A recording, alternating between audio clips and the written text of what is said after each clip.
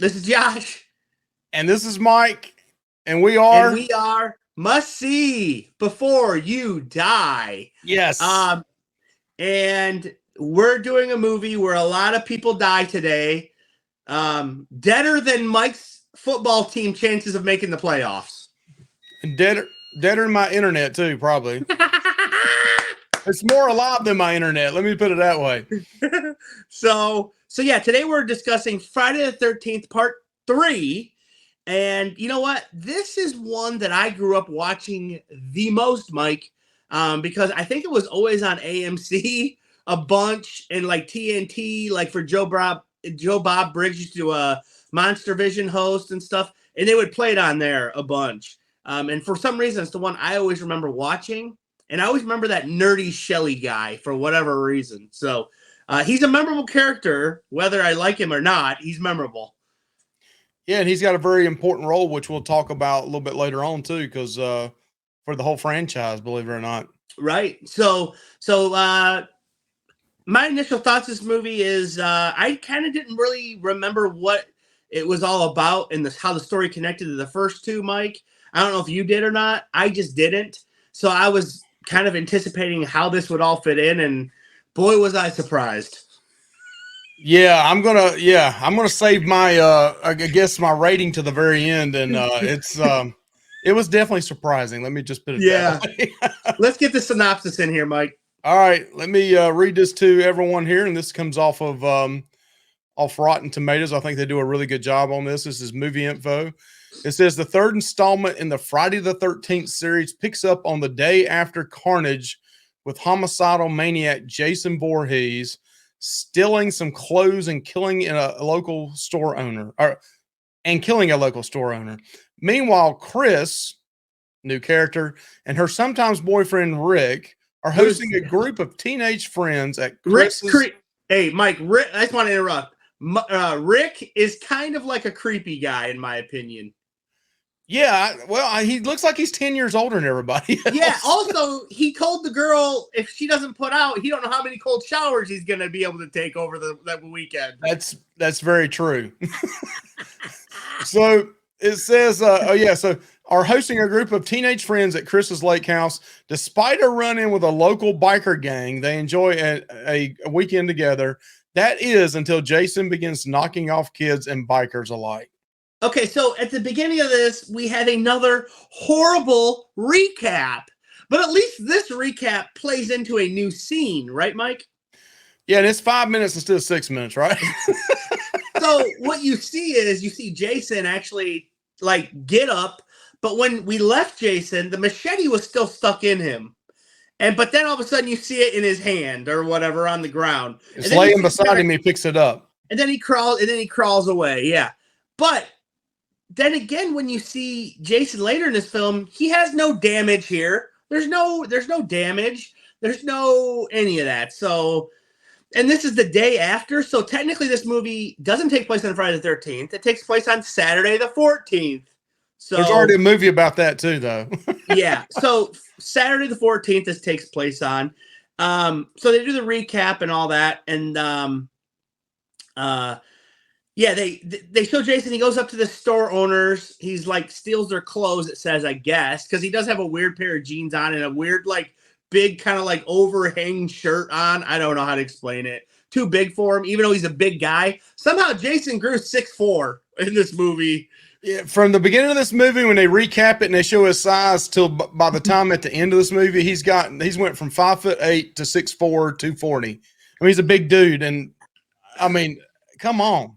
He should have been playing football for the Carolina Panthers, huh, Mike? We could have used a defensive end or a cornerback. Yes, that would have been nice. Awful. So yeah. So this is bizarre. This whole thing at the beginning is very bizarre with these two people. You go to this woman who's like yelling at her husband, they own this grocery store or something, a little mom and pop store. And this guy is like, all of a sudden, like he's like trying to feed his fish. And then he wonders what it tastes like. And he tastes fish food. Like, why would you do that? Next, all of a sudden he looks over and like his pet rabbit is in the lettuce bin, and he's like, "Oh, how'd you get here? Wait a minute. There's no way that rabbit would have jumped up in there." No, okay, so he had to put it there. Then the next thing is the guy's just grabbing crap off the shelves, drinking some Sunny D, takes a donut out of like a pack of donuts and just starts eating it. Like, this is bizarre, Mike. Yeah, he's got some looks like Hostess donuts he's eating and Sunny Delight he's drinking, and he just puts it back up on the shelf. Like, what if somebody came in after him and picked it up? Were they going? He's going to let them buy it still? Oh man, it's bizarre. Let's get to the next part, Mike. Hey, but I will say this: the uh, music score is really good again in this movie. I mean, yeah, I enjoy the music. I even like the disco theme, Mike. And from what I've seen, it's one of the most popular music scores in the Friday the 13th. Like people cover this song all the time. It's really popular, Mike. yeah, I did see where some like newer bands and stuff play that like in the clubs and stuff. So Yeah. we Yep. also forgot to mention this is a 3D movie, right? Oh yeah, we forgot that. So yeah, it's a 3D movie. I watched it in 2D. Mike, did you watch it in 2D? I watched it in 2D, but I could see all the 3D parts. I was like, yeah, Right. I mean, obviously you can see all the 3D parts, but I actually I have a DVD copy of this movie that comes with the 3D glasses. mhm. And I have the 3D glasses and I can watch it in 3D, but I didn't because I don't want to watch the whole movie in red and blue. It would just bother me. So no, I'm not going to watch it. But yeah, there's a lot of 3D stuff in it and not much of it is memorable. Some of it is more when we get to the kills, but it's just like people like putting stuff close to the camera. Like in the beginning here, the guy has a stick to try to do something with the clothes and he like puts a stick in the camera. But the important part coming up is he goes to check on his rabbit or put his rabbit back. And what happens, Mike, when he opens up this rabbit cage? Well, yeah, he opens up the rabbit cage, and there's where the other. How does this rabbit just get out of that cage and get in there and gets in the lettuce? I don't know. I don't know. He reaches in there and he's looking at it, and they look like they're all dead. And he's like, "Who would do this?" And then the worst ever snake comes right at him, and you can see the wire. it's the wires and everything. It's so horrible. I mean, it's so horrible. So then he runs and runs. This scared the shit out of him. Apparently, he runs and gets on the toilet, and he's going to the bathroom, and you can hear it coming out. And then he's like drinking whiskey on the toilet and all this. And what happens next, Mike? He hears a noise, and he just stands straight up and puts his pants together and walks out. I'm watching this with my 12-year-old son. He goes, "Oh, that guy's nasty. He didn't even wipe his ass." My son didn't say that. He said he didn't wipe his butt. But this movie, I think, set the Guinness Book of World Record for the most times somebody's sitting on the toilet and just stands up and doesn't wipe their butt. This happens again later on. We'll tell you later on when it happens. But if you watch this movie, you got to catch up on that. Mike, we've spent 8 minutes on this beginning part of the movie because it's just it's so batshit crazy to me. So these people end up dying. Pretty cool deaths. The one guy does look like he has a board, and it does actually. He did have a balsa board in his chest. So when they struck it, yeah. But you can it looks like this. It's like it's so bad, man. The cheesiness of some of this stuff in this movie is really bad. Oh, Mike, we've spent a lot of time on this, but it's worth it. It's freaking funny. So this is just at the beginning of the movie, guys. Like literally the first 10 minutes. But so we meet. So a lot of that middle stuff isn't important. No, we meet, and then after they two die. Now I did like her kill, the woman. He grabs her by the face and he stabs the sewing needle through the back of her head. And the other part of the sewing needle comes out of her mouth in between Jason's fingers, and that looks cool. Honestly, I think that's a cool kill. But we meet the main characters. We meet the cast. The main girl is Chris. You don't really need to know any of the other guys' names. I mean, they're all just insert people here. There is like a nerdy guy. His name's Shelly. There's like another couple with some guy that likes to do freaking handstands all over the place. I don't know why, but he does. And then there's like a stoner couple, and the guy looks just like Tommy Chong. They were the best acting couple in the whole movie. I mean, yeah. And I'm gonna tell you right now, Chris is a horrible main character. Jenny from number 2 was 10 times better. Chris is horrible. She's Yeah. And horrible. did you hear that she was behind the scenes she was Mormon and she didn't want like a bunch of stuff in the script and all that they were going to put in Yeah, there, and she had it taken it's like, out dude, because it. Yeah, well, in my opinion, Mike, I would have fired her and got somebody in there that would do this stuff, you know? Come she on. was not a good enough actress that I would have said I'm going to change my whole script just for what she wants. She Yeah, was it's not good at all. ridiculous. So another thing about this movie is, all these characters get in this van, and it's a funny part where they have cops behind them, and they're all smoking weed, and so they got these bags of weed, and they're just trying to eat it all because like they think the cops are gonna get them, but then it's not. They're like, oh crap, and they have all this weed in their mouth, and that was funny, wasn't it, Mike? It was funny, and then my son was introduced to smoking back in the '80s because he saw, there was a girl there. One of the girls was pregnant. She made sure everybody knew that 2 or 3 times, and Yep. she couldn't do the drinking, she couldn't do the smoking, but everybody else was smoking. And then my son was like, women can smoke back then, and I was like, oh, Anthony, that's probably before they started putting a warning on the package. But I do like the Chong character. I thought that was pretty funny for the movie, and the rest of them were pretty much, you can forget them. Right, and I knew they were doomed, Mike, because they first started talking about just having sex the whole weekend, and they talked about just doing drugs the whole weekend and drinking. So it's Yep. like, you're dead. You're all dead because those are 3 things you don't do if you want to survive a horror movie. That's true. Very true. You're dead. So I already knew. They already setting it up. I said that. One of the girls is pregnant. Like, why? Why does that matter in this movie? They didn't need to be there. It was stupid. Yeah, why even put that in there unless you're trying to make Jason look really bad, like he's like he's right. Well, not he only didn't know he's she was killing pregnant women. But then you meet this Chris's boyfriend or sometimes boyfriend, Rick, who you said looked 10 years older than these people. If they were 20, Rick was at least 35, in my opinion. I mean, he was like 15 years older. He looked a lot older than him. And like I said, he said something about taking. He don't know how many cold showers he can take over the weekend if she ain't, He's a perv. So I said Rick looks older. I said there's a lot of dumb jump scares in this movie, Mike. I thought every minute it's like, oh, this thing could have, it's just like too many jump scares, in my opinion. Yeah, and it was also like they were playing up to the 3D part of it. They were trying to make the 3D scenes kind of be, the jump scares as well. Right. And then there's this nerdy character who's like kind of chubby and he's got this puffy hair and his name's Shelly.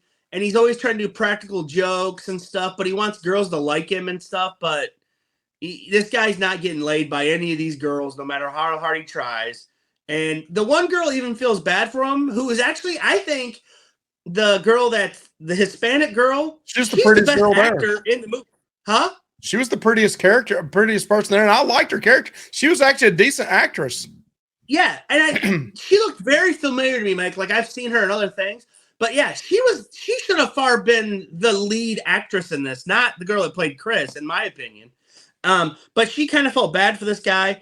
But then Shelly and this girl, the Hispanic girl, go to town and they're buying supplies or whatever, and they have a run-in with a biker gang.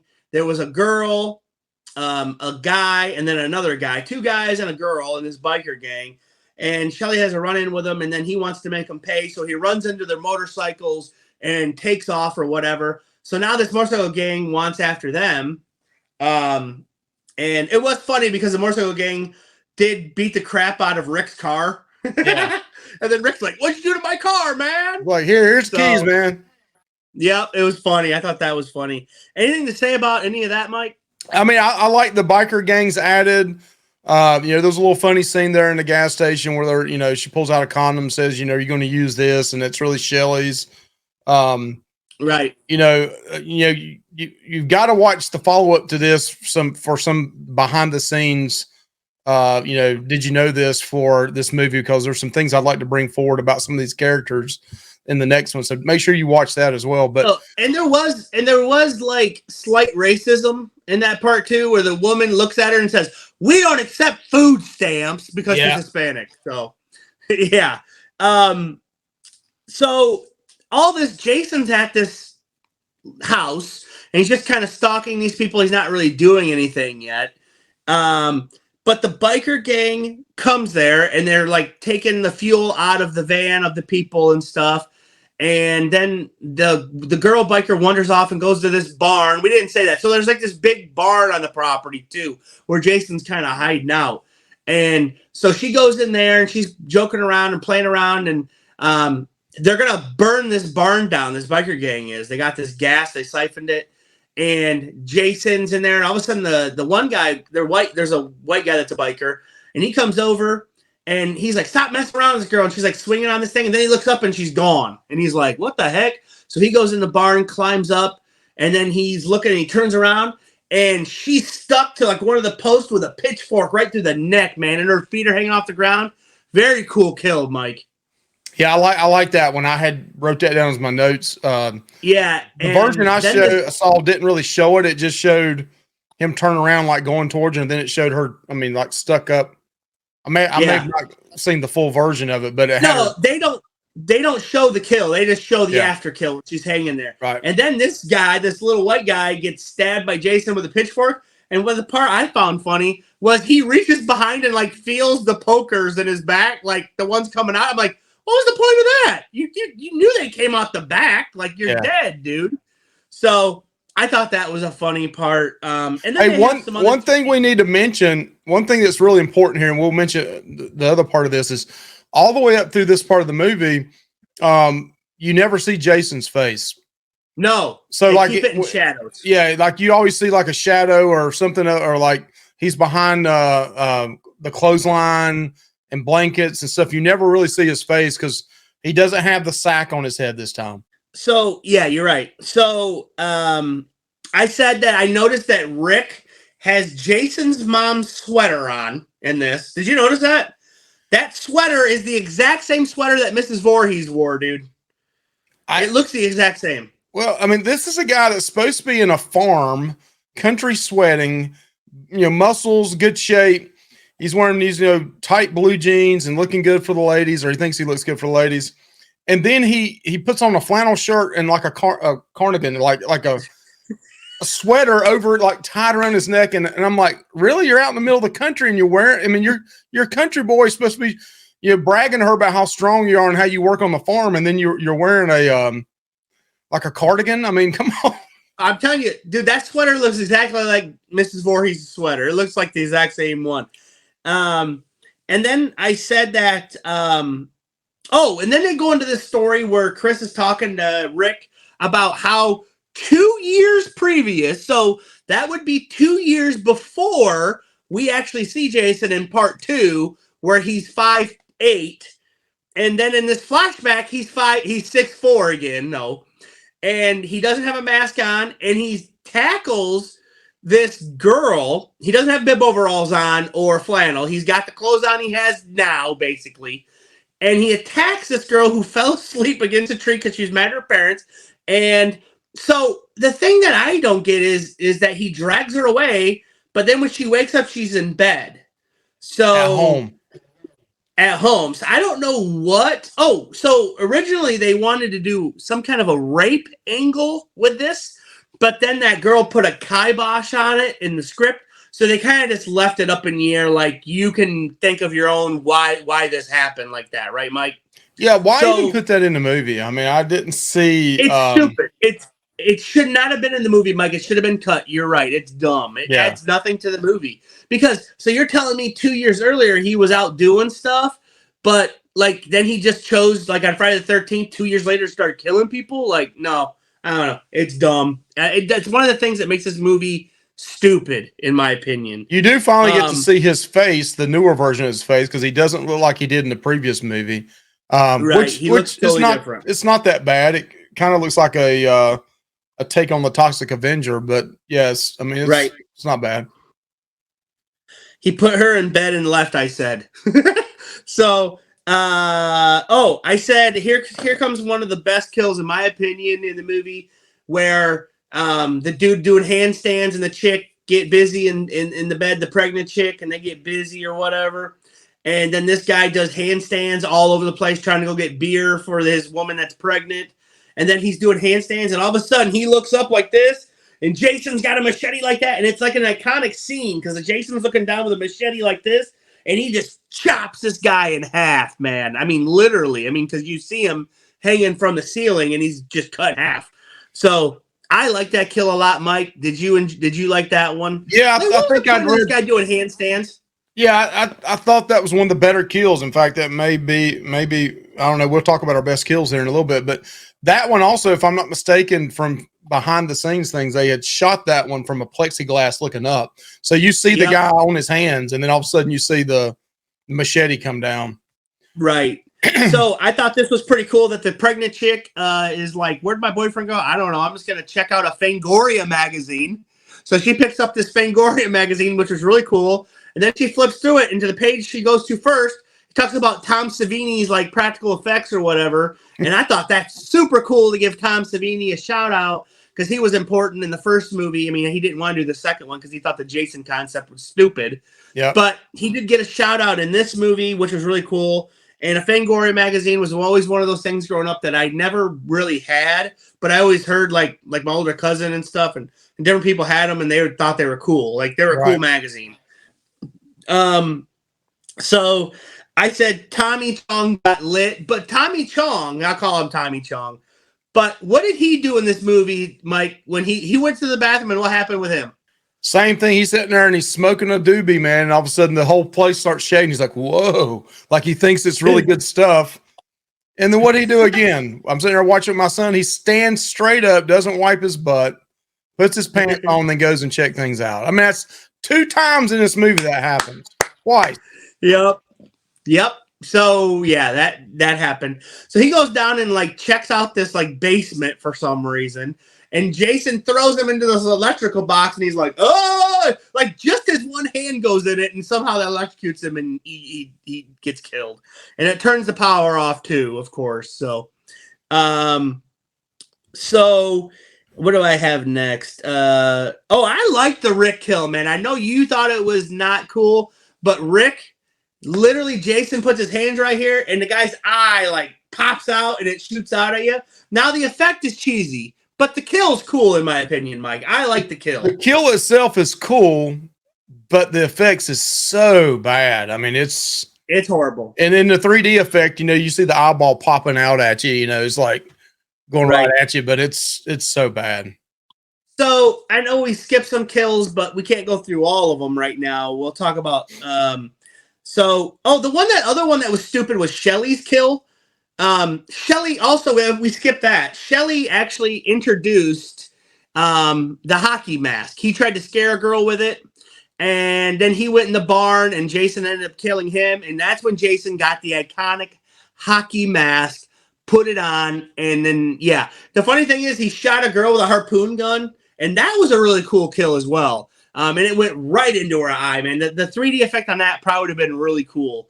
I remember seeing, I think I told you prior to this, I haven't said it now, but I saw this movie when it first came out that summer. I think it came out in August, and my mother took me and my sister to a drive-in theater to see this, and you had the glasses, and that kill scene was so awesome at a drive-in theater to see that, coming at you. It was pretty cool. Right. And so the thing that I thought was weird is Shelly comes in later with his throat like literally ripped open, like totally, and the guy's still alive like 20 minutes later and walks into this building and tries to warn this girl. No, that was stupid to me too, Mike. That was dumb. Yeah. But now we got the final chase between Chris, who's the main girl, who was attacked by Jason 2 years earlier, and Jason's attacking her, and this girl tips over a bookshelf and a bunch of books fall on Jason, and he was like, Jason don't read, chick. You shouldn't. Jason don't read. He ain't scared no books. What do you mean? They hit him and he fell down. Yeah, but in this movie, Jason is. She like a librarian or something? Well, he's not superhuman just yet.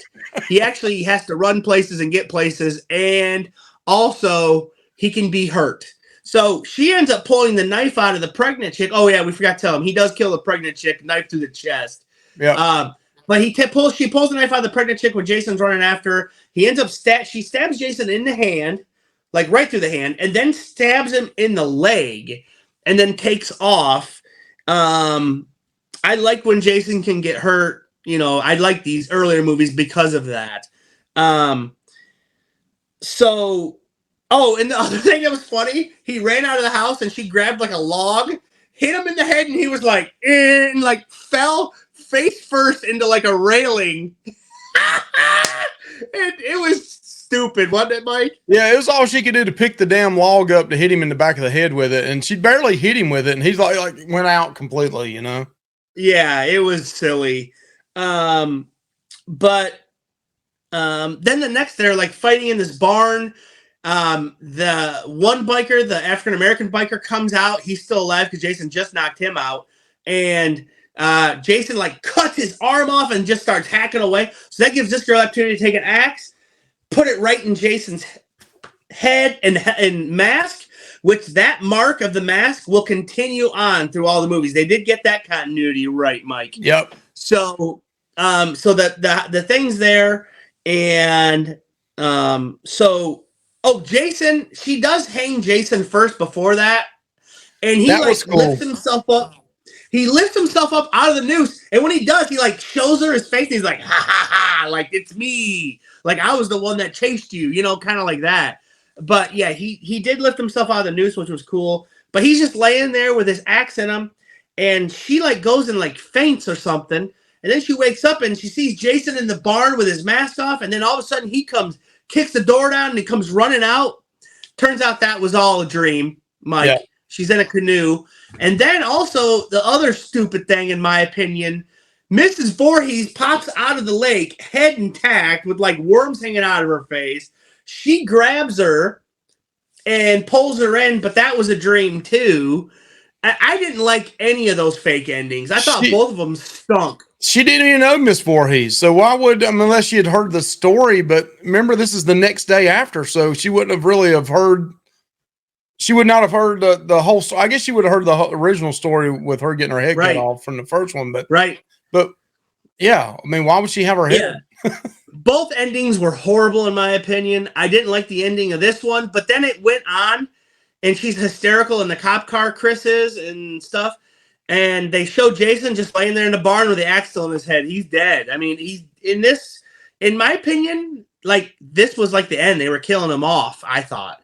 And like I said, why so many dreams? And Pamela out of the water was just stupid. So yeah, so you thought the same, Mike?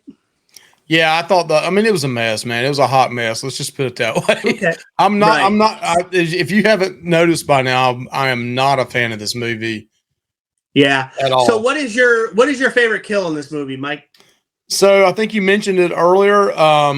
It would be a toss up between the guy getting split in half and then Vera getting shot in the eye with the gun, the spear gun. I'd say the spear gun's my favorite because I remember seeing it as a kid with a 3D effect with it. I thought that was really cool. Plus Jason walking badass down the dock with his hockey mask on, like, I'm a bad dude. And he's just like got a swag to him and then pops her right in the damn eye with that spear gun. I thought it was pretty cool. Yeah, and then he just drops it and just kind of just strolls off. It's like a drop a mic thing, He's like drops the mic, walks off. Well, I liked it when she was like, Shelly, and then she was like, wait, who are you? And then he's like, boom, just like shoots it.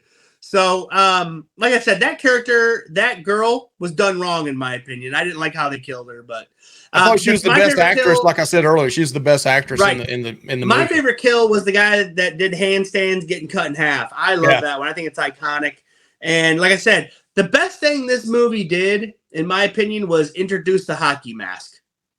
That's it. That's the best contribution from this movie, in my opinion. So the worst kill, what's your worst kill, Mike? Like a stupid kill. I thought the stupid kill, in my opinion, was the guy with the cleaver to the chest because it looked so dumb with that board in his shirt. Yeah, that was pretty bad. Yeah. I would have to say that one looked the worst as far as like, how they performed that one. I would have loved to seen the pitchfork through the the neck. I can't remember if it was through her neck with the lady that was in the barn. I'd like to have seen that one. That it was just like, it was like all of a sudden you saw it and it was done. It was over with. Okay. So let's go on to the rating, Mike. I'm going to give my rating first on this one, Mike. Please do. I give this. Okay, it had a couple of good things in it. The story was horrible. Didn't connect really much at all. I'm going to give this one a 1.5, Mike. 1.5 out of 5. Josh, I'm going to give it a solid 1. Okay. It's just not good in my opinion at all. I think the only reason I give it a 1.5 is because of the iconic hockey mask, Mike, and because a couple of solid kills, and because this one is actually, until Freddy vs. Jason, was the highest grossing Friday the 13th movie, Mike. Yeah, they spent a little bit more money on this one. I think like $4 million to do it compared to the very first one was like 50,000 or 100,000, $200,000, whatever it was. But right, yeah, they spent a lot of money on the 3D effects of this movie. You can tell they did it. But everybody was jumping on that 3D. In the mid '80s, was jumping on the 3D thing. Right. So that's it. That's our review. The next movie we're reviewing this month is Friday the 13th, Part 4, but they don't call it that. They actually call it Friday the 13th, the final chapter, because it actually was going to be the end of the movie series. Yep. So, but we know how that went. It didn't. So, yep. They should have just called it Friday the 13th Part 4, but they called it the final chapter. I'm hoping this one's a lot better. I don't know if it is or not. I've heard it is. I can't see. This is one of those ones that I don't think I've ever seen from start to finish, Mike. So I'll be in it. I'm an hour into it, and it's by far better than the one we just reviewed. Okay, Mike. So I guess we'll talk to everyone later. Yeah, please comment, subscribe, share the channel out. Tell us what you think. Do you like this movie? Do you not like it? And be coming back for number 4, and also behind the scenes. We're getting ready to put that out this week as well. Thank you. Okay. Bye. Bye.